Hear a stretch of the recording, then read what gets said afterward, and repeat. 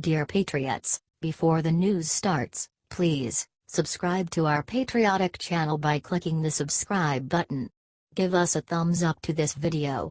Don't forget to leave your opinion below in the comments section. Share the news on Facebook and Twitter so you friends see it. Thank you. Trump denounces reports of White House chaos, hints at more West Wing upheaval. President Donald Trump on Tuesday denounced as wrong reporting in recent days from multiple media outlets that his administration has descended into chaos, declaring that the West Wing is filled with only great energy but conceding that I still have some people that I want to change. The new fake news narrative is that there is chaos in the White House. Wrong. People will always come and go, and I want strong dialogue before making a final decision, the president wrote on Twitter. I still have some people that I want to change, always seeking perfection. There is no chaos, only great energy. The Trump administration has been roiled in recent weeks by staff departures, internal turmoil and a battle over international economic policy that has exposed divisions not only between the president and other Republicans but also within his administration. Multiple news outlets, from the New York Times and Washington Post to CNN and USAToday, have written stories about troubles inside the White House. Perhaps most notable among the recent Trump administration upheavals has been the announced departure of White House Communications Director Hope Hicks, among the president's longest-serving and closest aides. Another staff departure, that of former Staff Secretary Rob Porter, was prompted by accusations of domestic abuse against Porter by two of his ex-wives.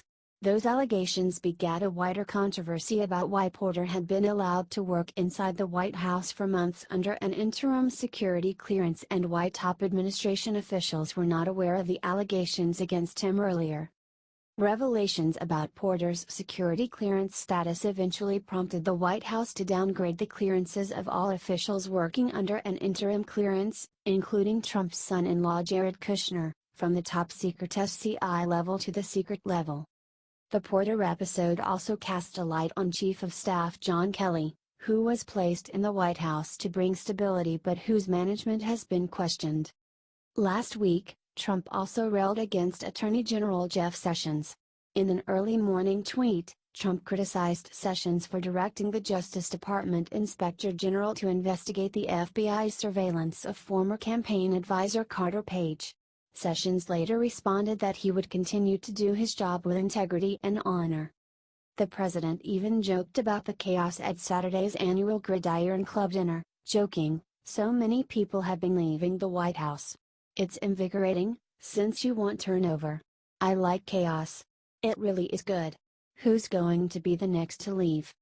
Trump's announced decision last week that he will impose tariffs on aluminum and steel imports into the U.S. has also proven controversial, both within his administration, where multiple officials have opposed such a move, and on Capitol Hill, where top Republicans, including House Speaker Paul Ryan, have advocated against imposing fresh tariff protections.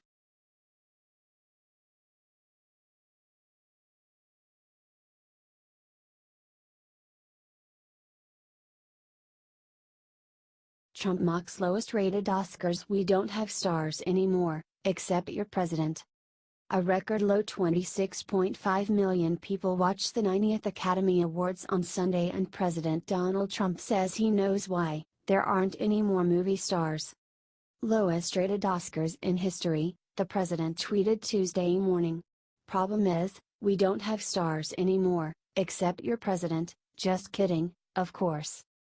Hosted by late-night TV host, Jimmy Kimmel, the show dropped in viewership roughly 20% from 33 million, according to a Nielsen report. Various media reports say the length of the show contributed to the decline, while others highlighted the smaller films winning the biggest awards. "Thanks, lowest-rated president in history," the host fired back on his Twitter. This year's Oscars, which has always been somewhat political, didn't go without Kimmel and others taunting the president. Kimmel made a few jokes ranging from Hope Hicks' resignation to the president's tweeting habits. "Where there is light, there is always hope. Except at the White House. Hope quit on Wednesday," Kimmel said, according to The Hollywood Reporter. Rapper Common also criticized the president and the National Rifle Association during his performance Sunday night.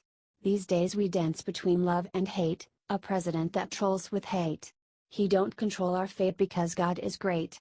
When they go low we stay in our heights. I stand for peace, love and women's rights," he said.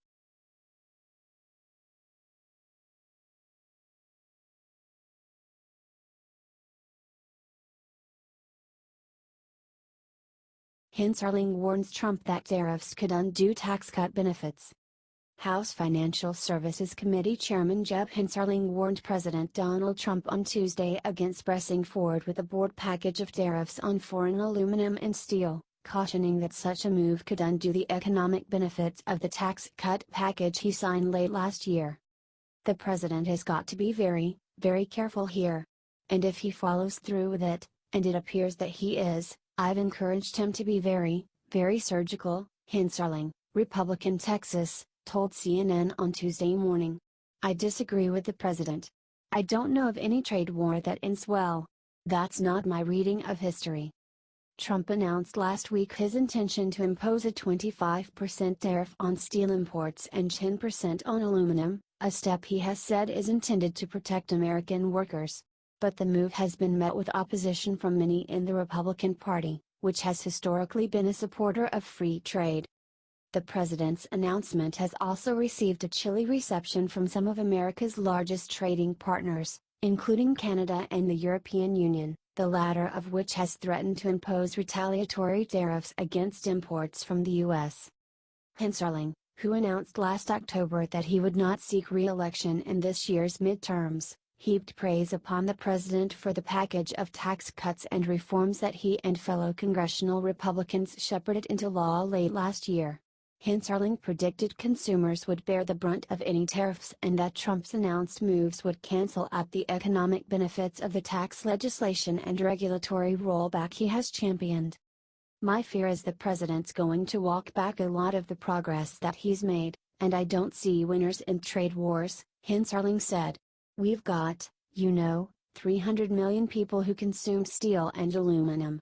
I mean, is this going to send up the price of a six-pack at a grocery store? Well, it very well may. But we all consume this, and I'm afraid this is going to hurt consumers. I think it's going to lead to a net loss of jobs."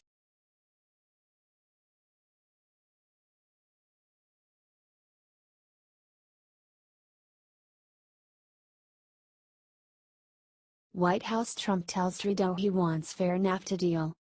President Donald Trump spoke with Canadian Prime Minister Justin Trudeau on Monday night about trade in the North American Free Trade Agreement negotiations in Mexico City, the White House said Tuesday. Trump said he supports an agreement that is fair to all three countries, but the current deal leaves the U.S. with a trade deficit, according to a statement from the White House. The White House appeared to have a somewhat different takeaway from the call than the Canadians did.